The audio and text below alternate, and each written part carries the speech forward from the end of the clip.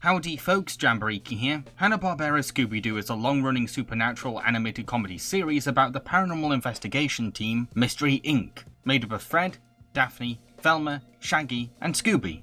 It's a series that spawned over 40 feature-length animated films to date. Some are cult classics, others are dreadful, but most are just formulaic. In this video, I'm going to be revealing my picks for the top 5 best and worst of these movies. A few things before we begin though. 1. I'll be counting straight-to-video films, TV movies, and theatrical releases. 2. I won't be including the one puppet movie that came out. 3. My opinions on some of these films might have switched since I last reviewed them. That's just something that can happen over time. With all of that out of the way, let's dive into my picks for the top 5 worst. Scooby-Doo Frankencreepy. In this film, we learn that Velma is the descendant of mad scientist Baron von Dinkelstein, who apparently created a monster, and Velma has inherited said great-uncle's castle, which is apparently cursed. The Mystery Inc. gang head to the castle, where they're all cursed one by one, and Velma goes so insane from mad science that she resurrects her great-uncle's monster. This movie is wildly convoluted and all over the place. Like, I found it very hard to explain its premise just now. It's like watching a Scooby-Doo fever dream. I look back on the whole thing with mainly confusion. The curses themselves aren't even that fun. They're all played for unfunny laughs, and miss a huge opportunity to be genuinely creepy hexes. I was particularly cringed out by Daphne's curse of turning fat, which has aged very poorly. Is that why I've lost my looks? Is this because I'm cursed?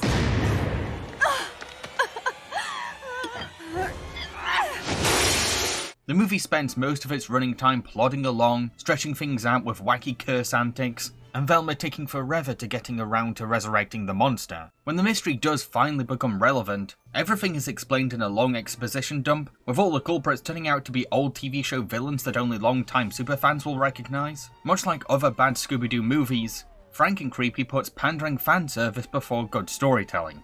The only foreshadow we ever get to this twist reveal, by the way, is a ham-fisted monologue at the movie's start that's forcefully delivered in an unrealistic livestream. Mamba Wamba here only pretended to be an otherworldly witch doctor. He was really a music producer who got performer Lila to pretend to be a zombie in order to steal a potentially lucrative pop song. Saying all that though, the movie does do a good job capturing the spirit of Frankenstein's monster. No,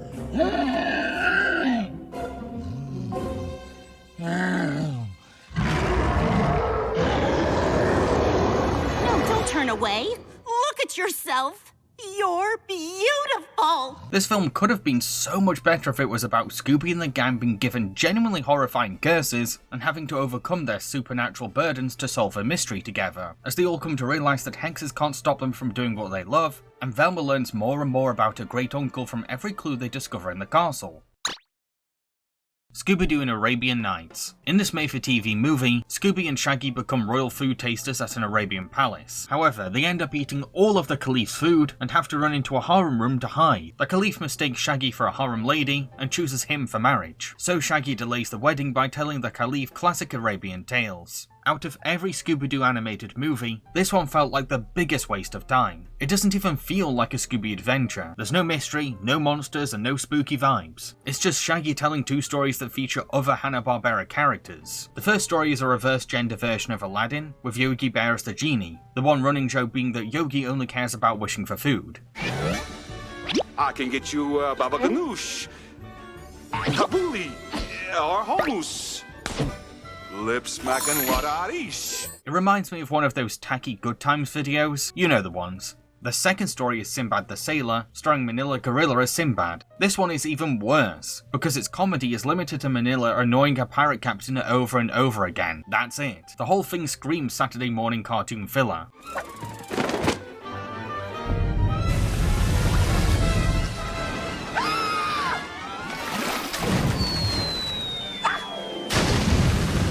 Made-for-TV animated Scooby-Doo movies tend to have a campy charm to them, and a premise that fits the Scooby-Doo brand. Arabian Nights is just babysitter fodder that doesn't want to be a Scooby-Doo movie. To improve it, they should have focused on Shaggy and Scooby investigating a mystery in the Caliph's palace. I mean, imagine all the secrets, twists and turns you could have had in a setting this huge for a monster or ghost story.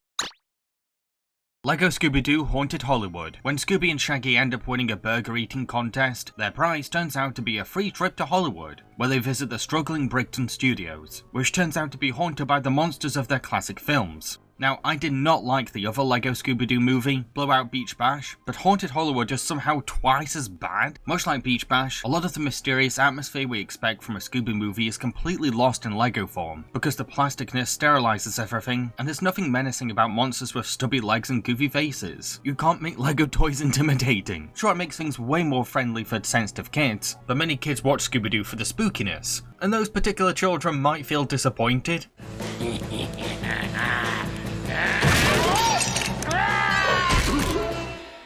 Another problem is that a lot of the characters become incredibly insufferable once they're in Hollywood. It's not a steady character decline brought on by Beverly Hills phoniness. They just randomly and suddenly become obnoxiously annoying, and that's their one singular trait for the rest of the film. From Fred turning into a narcissistic filmmaker.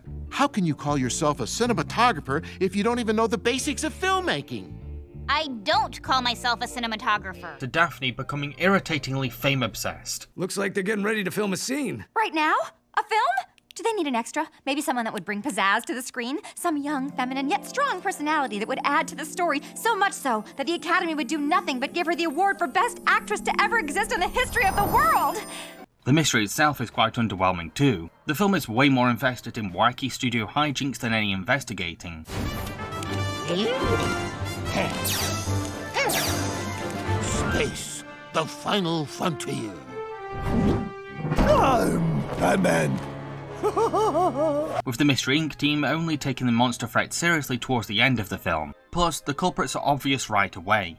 As soon as we meet each one, we know their exact methods and motives. It's kind of insulting how condescendingly blatant who is behind everything and why they're doing it. Sure, the old original 60s Scooby-Doo cartoons had the same problem, but I expect much better from a modern Scooby-Doo story. Haunted Hollywood is an uninspired cash grab that only exists to promote the sales of Scooby-Doo Lego sets, and is made even worse by the flanderization of the characters, and its failure to make us care about Brickton Studios being saved from bankruptcy. How could it have been better? First, just drop the LEGO aesthetic, it's a gimmick that doesn't fit Scooby-Doo's spooky appeal. Secondly, let characters lose themselves to Hollywood fakeness at a slow, natural pace. Third, make us actually care about Brickton Studios, by showing us the passion and camaraderie that they once had back in their heyday, because all I see are schlocky horror movies that were clearly only made for profit.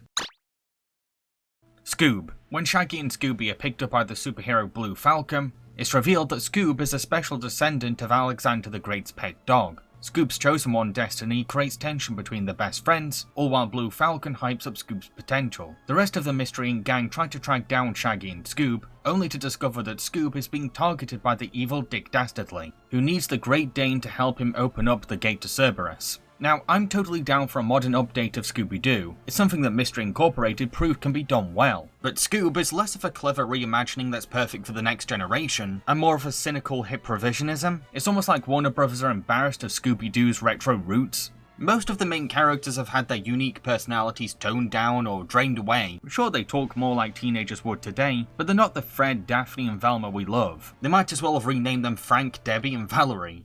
Trace amounts of mustache oil, 12-year-old scotch. Ugh, is the bad guy my dad? Oh, and the soundtrack is mainly made up of hip-hop and EDM music, not because those genres fit Scooby-Doo's brand, but to make the film seem hipper than it really is. Whoa, dude! What do you want with this? I don't care about you. You're not remotely important. It's the dog I need. The movie is also far more engaged in building a Hanna-Barbera multiverse than telling a great Scooby-Doo mystery. Warner Bros. Have had a greedy obsession with making the next competition against the MCU for years, and Scoob is another try-hard attempt. I wouldn't even say that it does the Hanna-Barbera characters any justice. Dick Dastardly doesn't have Muttley for a sidekick until the finale, so their beloved dynamic is missing for most of the movie, and comedian Tracy Morgan is bizarrely and woefully miscast as Captain Caveman. You can call me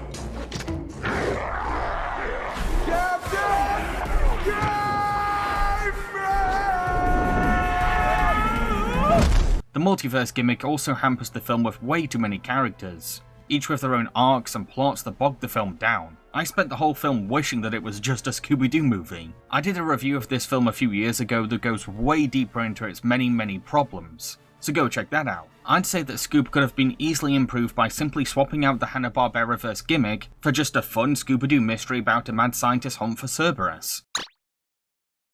Scooby-Doo Return to Zombie Island. After the local sheriff bans Mystery Inc. from taking on further cases, they all vow to never investigate a mystery again. Then, after being picked for a contest, Scooby and the gang win a vacation to a tropical island, which bears a striking resemblance to Moonscar Island, the setting of the cult classic Scooby-Doo on Zombie Island. At first, things seem really fishy, from local natives warning the gang to leave, to the hotel's name being called Moonstar Island Resort. Suddenly, the hotel is attacked by zombies, but these undead creatures turn out to be actors, and it's revealed that the hotel manager is actually filmmaker Alan Smithy, who tricked the gang into being in his movie based on the Zombie Island case. Our heroes agreed to help Alan finish his film, but then the island's cat people make a return, disrupting the movie's production. However, these feisty felines are exposed as thieves trying to steal the island's treasure. I honestly think that the worst thing a Scooby-Doo animated movie could ever do is insult the franchise's legacy and fans. Guess what? That's exactly what this terrible and shallow nostalgia bait does. While the original Scooby-Doo on Zombie Island took huge risks and pushed the boundaries of children's horror, this lazy cash grab sequel goes in a much safer direction and focuses on two new mysteries of its own, one just being a filmmaker going control freak, and the other turning out to be throwaway characters from the start of the film who are trying to find a treasure that was barely important in the first movie. Every monster is being downgraded to flat and inoffensive too. Sure, they're meant to turn out to be fake costumes, but it's so obvious that Warner Brothers were just too sheepish about scaring kids, even though the original film went all out with its horror. This is a sequel in name only, because despite Velma being hyped up to learn more about the Moonscar case, we never get any expansion on Zombie Island's lore, or a well-researched scientific explanation for what happened in the original film. Now yes, it is hinted that there's a real cat person on the island, but the film abandons exploring that. I'm all for creepy ambiguity, but it just leaves us wondering what was the bloody point of this sequel? It's not even a witty, subversive parody of the original movie. Most of it is just uninspired and bland chase scenes, with an eccentric filmmaker exploiting the real-life terror for profit. There's nothing earnest or sincere to pull us into the story. How could it have been better? Well, the movie should have been about a hotel owner trying to rebrand Moonscar Island, only for the Mystery Inc. gang to uncover its real history, which leads them to new information regarding the island's legend. Just something to justify the sequel existing. So let's now move on to my top 5 best choices. Scooby-Doo Stage Fright. Fred and Daphne's music act has ended up in the reality TV show Talent Star. However, the theatre that the show is being filmed in is facing hauntings from a phantom. This is maybe the funniest Scooby-Doo movie out of them all. There's loads of laugh-out-loud jokes that both poke fun at reality television and subvert the Phantom of the Opera story. No matter how many times I watch this film, the gags still make me giggle. Behold, the Phantom of the Opera!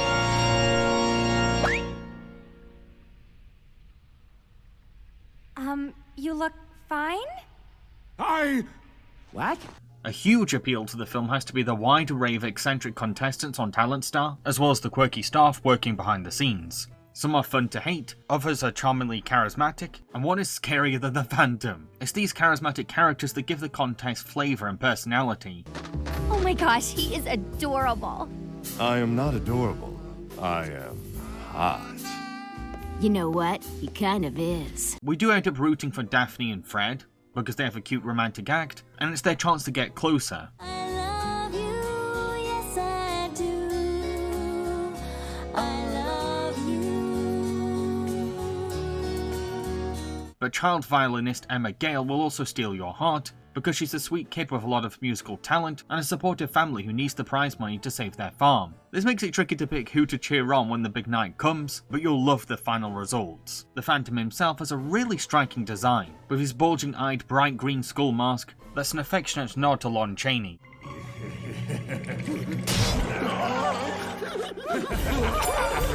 What's really fun though, is that there's actually more than one person behind the Phantom. Pretty much nearly everyone turns out to be a culprit, which is actually hilarious, because there's a new unmasking every 2 minutes in the finale. Stage Fright is a delightfully campy tribute to the Phantom of the Opera with its tongue firmly in its cheek, that sharply satirizes reality TV contest culture, while also delivering some super entertaining set pieces.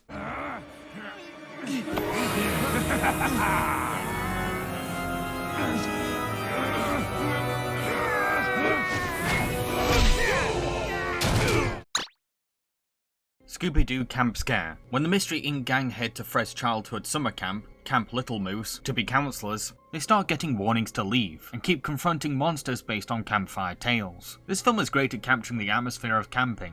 You'll be comforted by the uplifting vibes of the summer daylight, but then creeped out by the eeriness of a dark forest at night. It's a film that totally embraces its wild outdoor setting. I also found a charm to how Camp Little Moose is the underdog compared to its neighbour, the luxurious and well-off Camp Big Moose. It's what makes us cheer the campers on, not just in the summer camp activities, but also when they help the monster investigations. High in the mountains.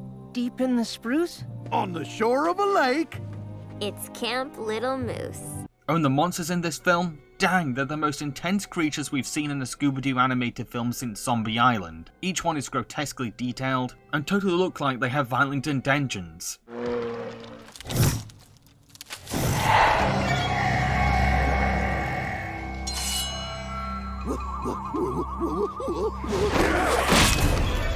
What's mine?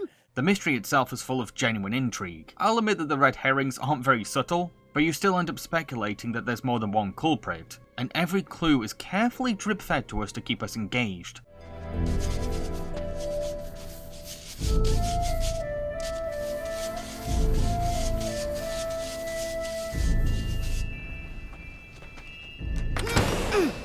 Come on, let's check it out. And then later turns out that Deacon, one of the campers, is actually scheming gangster Babyface Barretti, who has been behind all these fake monsters. A twist that makes a lot of perfect sense in hindsight, while also giving us an actual criminal gangster who's escaped from prison as a Scooby-Doo villain. Oh, and the gang can't just contact the police for help, because the local sheriff is Babyface's partner in crime. Camp Scare is one of the most underrated pieces of Scooby-Doo media to me, not just because of its fun camping atmosphere, but also due to how it returns to the darker roots of the straight-to-video movies. Happy Halloween, Scooby-Doo! It's Halloween. The gang have just successfully captured Gotham villain Scarecrow. However, evil pumpkins begin attacking the town, so Mystery Inc. teams up with celebrities Elvira and Bill Nye as they try to outrace these mutant pumpkins and find out what's really going on. Happy Halloween makes great use out of its crossover characters of Elvira and Bill Nye. They're not shallow cameos or pointless additions to the film. Bill serves as a super helpful technical supervisor. The town should definitely not have collapsed, though. There are no fault lines in the area. There was talk of underground lithium mining a few years back, but it was shut down over concerns about the impact on the environment. And Elvira is a really fun supporting character who fits the terrific Halloween atmosphere. I love your work! A big fan. Oh, with an outfit like that, you'd better be. I best describe the film as Mad Max meets Gremlins. Yes, it's as awesome as that sounds. There's an adrenaline to how the mystery is taking place in a constantly driving road race. And the pumpkins themselves are this great balance of cheeky and creepy.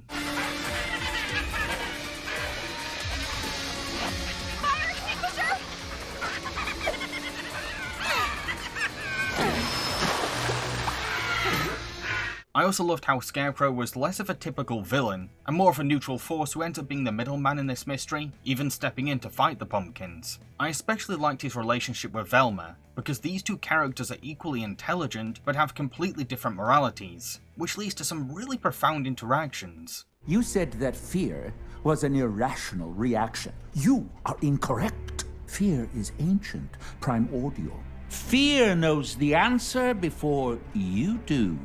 Heck, this is actually a very Velma-centric movie, because this adventure pushes her to confront herself. Whether that means admitting that logic can't always outwit fear. I'm afraid of failing science, failing justice, failing my friends. Or facing the challenge of analysing monsters that are pure chaos. These jack-o'-lanterns are like a force of pure chaos that resists every attempt to apply order. And I love the concept of entering Velma's mind palace. It's a really creative way of understanding her brain. Happy Halloween Scooby-Doo is a great example of a Scooby-Doo crossover movie done fantastically, that really gets into the festive spirit of Halloween, while also developing the gang's most neurodivergent character. It's a real winner to me. Scooby-Doo and the Witch's Ghost. The Mystery Inc. gang end up meeting horror author Ben Ravencroft, who invites the teen detectives to his hometown of Oakhaven. Once they arrive, we discover that the town is hosting an autumn festival, which has been inspired by supposed ghost sightings of Ben's ancestor Sarah, who was accused of being a witch. Ben is offended by this, insisting that Sarah wasn't a witch, and that a medical journal could prove her innocence. The Mystery Inc. gang help Ben find the book, but it turns out to be a dark spell book. which Ben uses to resurrect Sarah the Witch. First of all, I really like the moral ambiguity of Oak Haven's residents. On the one hand, they're using Ben's ancestor for tourism without his permission, but on the other hand, we do sympathise with their struggles as a working class community that needs customers. Well, Ben, I feel real bad about everything, and I wanted to apologize for using your ancestor in our little publicity stunt. Yeah, the tourist trade was so slow. We were desperate. Ben is someone who seems like a charming man with noble intentions, but the more obsessed he seems with finding the book, the more suspicious we get about what this journal might hold. And it's kind of genius that he uses his own fame and charisma to convince professional mystery solvers to find the book for him. While casting Tim Curry as Ben may be a red flag for those who know him best as bad guys, I do think that Tim does a good job playing it cool until the cat is out of the bag. Heck, it's one of his more nuanced performances. Listen, Velma, I'm going back to my hometown in Massachusetts this weekend, to the house where I wrote my early books. Then, once Ben goes full evil, Tim is allowed to go completely ham. This isn't one of your silly little mysteries. You can't solve me so easily. I also find it interesting how Ben has this revised idea of what his ancestor is like, which ends up being his undoing. He hopes for a grandmother figure who can help him become a powerful warlock, but she couldn't care less, and sees her own descendant as disposable. But it was I who released you. You should serve me. I serve no one, leastwise a worm like thee. For many people though, it's the Hex Girls that steal the spotlight, a trio of goth rock stars who are performing the Autumn Festival. They've definitely grown on me, because there's a campy appeal to them that's on the fine line between cool and adorkable. See you in the morning. Bad dreams, sisters. Bad dreams, Sister Thorn. Apparently the film isn't totally authentic to Wiccan culture, but in a film that encourages audiences to not misunderstand Wiccans. Wiccans have been misunderstood, accused of sorcery. In fact, the word witch comes from Wicca. There's something powerful about a real Wiccan being the one to defeat the villain, who represents the very stereotype that plagues Wiccan reputation. Scooby-Doo and the Witch's Ghost is a terrific take on Puritan American folklore with beautiful autumn backdrops, an ominous supernatural villain, and memorable guest characters. I'm really glad that I've come around to it on this viewing.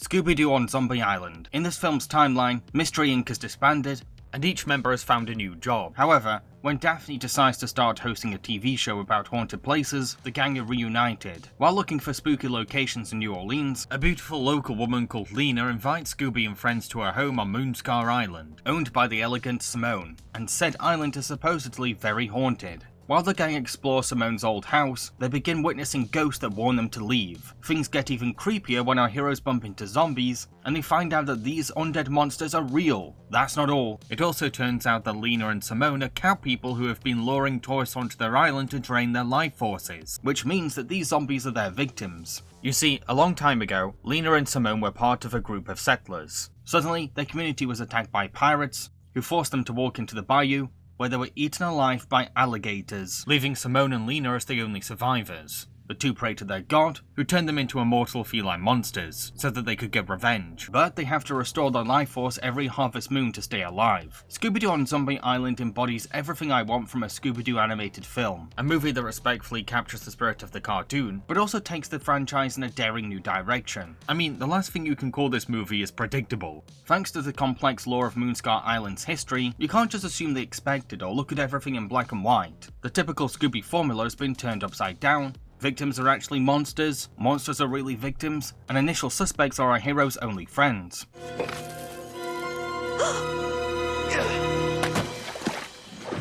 Quicksand. The most memorable aspect of the movie has to be how far it takes its scares. Despite being aimed at kids, this film is not afraid to depict its zombies with gritty realism, show horrifying transformations, or feature references to murder. I actually heard that this movie gave many millennial kids nightmares.